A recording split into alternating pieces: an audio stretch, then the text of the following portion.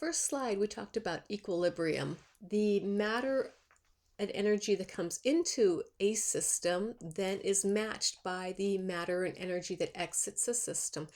And geographically, we can look at different areas and consider that a balance equation. How long does it take for matter and energy to enter that particular location? And how long does it take for matter and energy to exit that location? We can look at form as well. What form does that matter and energy then manifest and move through the system as well? For the most part, on Earth, if we look at Earth as the large scale, we'll say that water is in equilibrium. The amount of water is static on the planet. We do lose a little bit every year out to outer space, and we do gain over geologic time a little bit of water with water coming in from outer space through things like asteroids and comets. And that's how Earth received a lot of its water, as a matter of fact, was extraterrestrial. So we want to then take a look at water storage and release through other scales, music scales or middle scales. How long does it take for water to move through there? If we look at Greenland as a middle scale, we're not looking at it at the global scale, we're looking at it on the continent itself as a mid scale. We would say that the glacial ice that's there has taken millions of years to accumulate, and it's going to take millions of years to then move that ice through. As climate conditions change, as albedo on Greenland changes, the rates of that movement are going to change. So at first, the acquisition and the accumulation of ice on Antarctica or Greenland or Patagonia, where the large ice masses are on the planet currently reside, is going to be a slow uptake. It takes a while for that storage to occur. It sits in place for a long period of time. And then as melting starts to take place, the melting and the re-release back out of that location starts out slow, but it begins to speed up over time for a variety of reasons that we'll get into later. So that equilibrium does find balance, the input and the output rate, over a large period of time. We often can look at places like the Sonoran Desert in Arizona and Southern California and say, okay, how is there equilibrium in water in a place that's dry? And that landscape is in balance or in equilibrium with its water because the organisms that are housed there actually have evolved and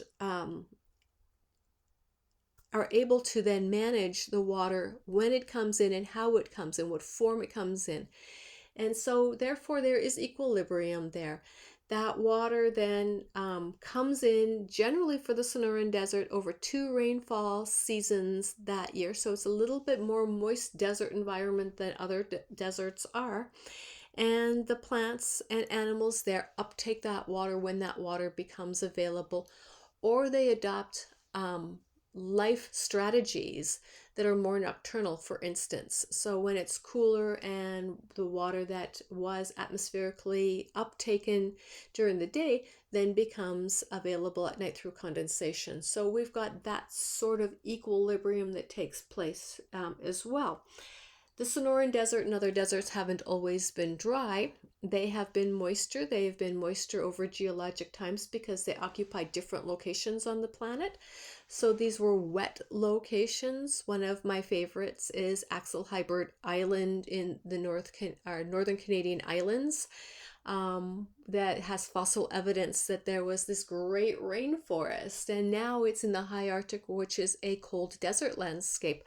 When Axel Heiberg was a lush forest, that island sat more equatorially, and geologically it had migrated and moved to a more northerly latitude over millions and millions of years, consequently changing the climate and then changing the hydrological cycle for that island or that island's location over that transition between a low latitude to a high latitude.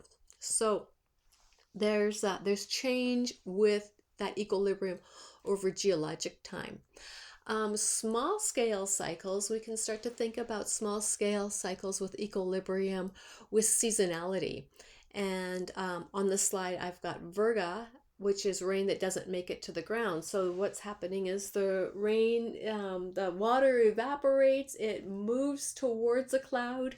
That cloud may precipitate that rain out, but it's so warm that it evaporates on its way back to the surface of the earth and then is reincorporated as a gas back into the atmosphere and may recondense and then fall back down.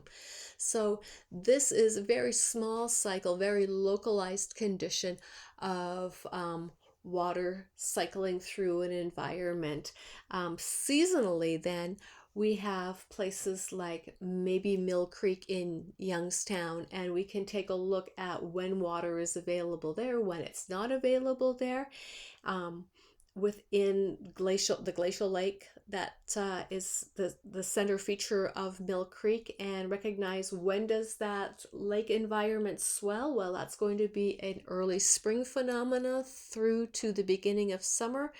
We're going to get a drought condition in the summer where there's less water available, so the glacial lake elevation is going to diminish.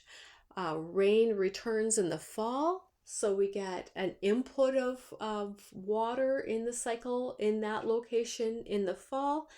Winter season, late fall through to early winter, then starts to diminish that water once again. And then late winter, when we get most of our snowfall, falls, but that water's not available. It's going to sit on the surface of the earth until it melts, and then it percolates through the soil into the geologic structure, and then maybe we'll move through land and overland back into the glacial lake, and then swell that condition again. So we've got a pretty small scale in Mill Creek, and the time cycling takes about a year, which is on a geologic scale absolutely nothing in terms of how much time has passed.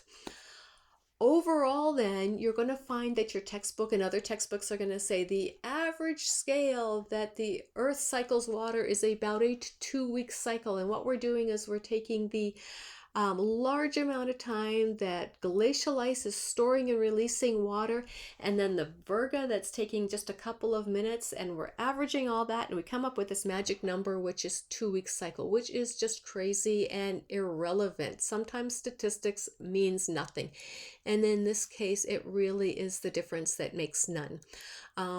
In this case, that's a really good example of why you question statistics, because is it authentic? Is that a number that makes sense? That's where you take the geography and you have to ask the good locational questions. Where on earth is this 2-week cycle really happening?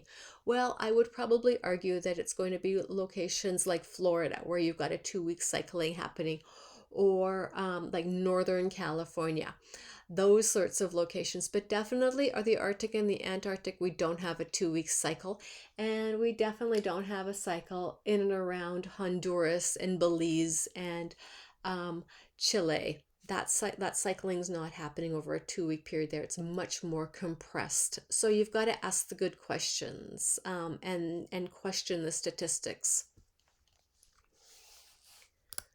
So with that equilibrium then, going back to what we were saying a few minutes ago, we've got arid places and we've got really wet places. And people will question, well, how is this in equilibrium? And again, a desert and a bayou or a swamp and a wetland are in perfect equilibrium because the ecosystem there has adapted to those very wet conditions or those very dry conditions. Those locations are 100% in balance for the water that's there at the time that it's there and for the water when it's not there. So it's only humans that are looking at what they want to do at a particular location at a particular time, and it's humans that decide there's too much water or there's too little water.